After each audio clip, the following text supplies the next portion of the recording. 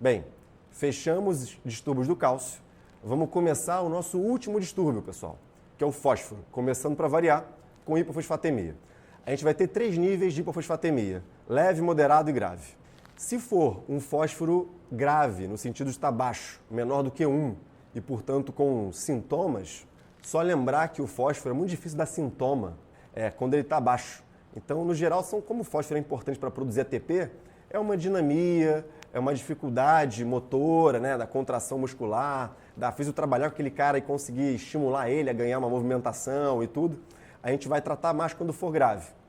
Bem, numa prática clínica, como a gente não tem formulação oral pronta para ser vendida na farmácia, a gente acaba tratando venoso os distúrbios que são leves.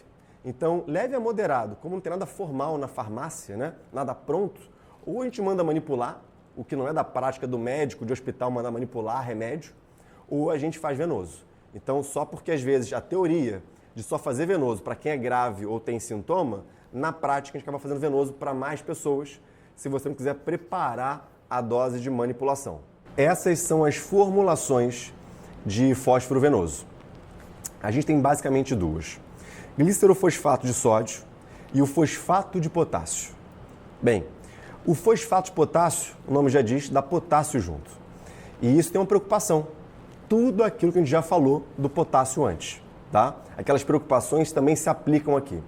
Então, você tem um paciente com distúrbio do fósforo e do potássio, não infunde 2 coisas. Infunde logo fosfato de potássio e resolve 2 problemas com uma tacada só. Se não tiver distúrbio do potássio, você pode fazer o glicerofosfato de sódio.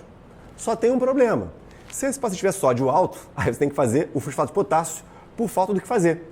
Então, no geral, o sódio está normal e o potássio não está baixo, faz o glicerofosfato de sódio. Se o sódio estiver alto ou o potássio baixo, aí faz o fosfato de potássio. Show?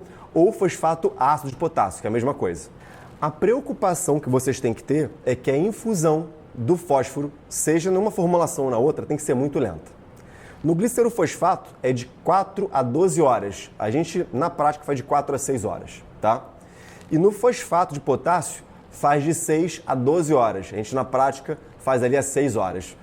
Dica prática, se você quiser fazer o fosfato de potássio em 4 horas, apesar de não estar na bibliografia, não ser uma referência dos livros, dá para fazer. Qual que é o problema de fazer, então, o fósforo muito rápido, ou seja, menor do que 4 horas? É você fazer uma hipocalcemia, porque o fósforo vai quelar o cálcio e o cálcio, vocês viram que não pode ser mexido muito rápido. Quando você quela esse cálcio, porque desceu o fósforo muito rápido, mexeu o nível de fósforo muito rápido, ele se gruda aquele cálcio livre e aí faz uma hipocalcemia aguda e aí o cara convulsiona, rebaixa, faz tetania, chivostec e tudo mais. Então essa é a preocupação. Pela referência, quando a gente chega a um nível sérico maior do que 2, poderia parar a infusão venosa, porque 2 a 2,5 está muito próximo, poderia ser a infusão oral ou a reposição oral, que não tem no Brasil. Então a gente, quando chega em 2, para de repor e observa e tolera, porque não tem por que repor venoso, ou a gente continua repondo venoso, mais uma dosezinha, porque não tem a formulação oral pronta no Brasil. Para quem quiser saber como é que faz a reposição oral por manipulação, está aqui a fórmula, é a solução de Joly, tá? E aí tem aqui a formulação, vai fazer a quantidade suficiente para, o QSP, para 1 litro, e você vai dar 10 ml de 8 em 8 horas.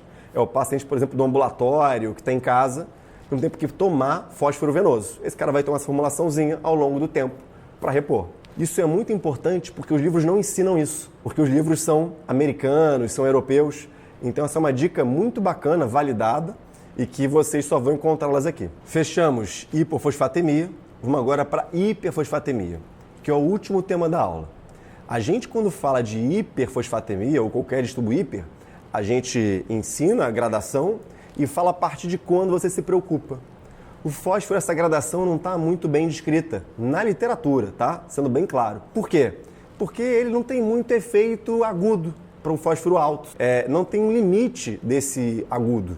Então a gente meio que acaba encarando o fósforo de uma maneira muito sem número. Então, uma função renal ok, com um fósforo alto que subiu do nada, você hidrata e observa. Um paciente com disfunção renal, que o fósforo subiu agudamente, não dá para observar, porque esse paciente, se ele tiver diurese, ele já vai estar tomando diurético. Se ele tiver em diálise, é só fazer a diálise, então a conduta fica muito solta, muito caso a caso. E se for um paciente crônico, né, que já tem o fósforo cronicamente elevado, e aí isso é quase que igual à doença renal crônica, você já vai estar manejando pela doença renal crônica, tanto a dieta quanto os quelantes. Então, meio que a gente lida com fósforo mais para alto, de uma maneira muito crônica, né? Muito igual.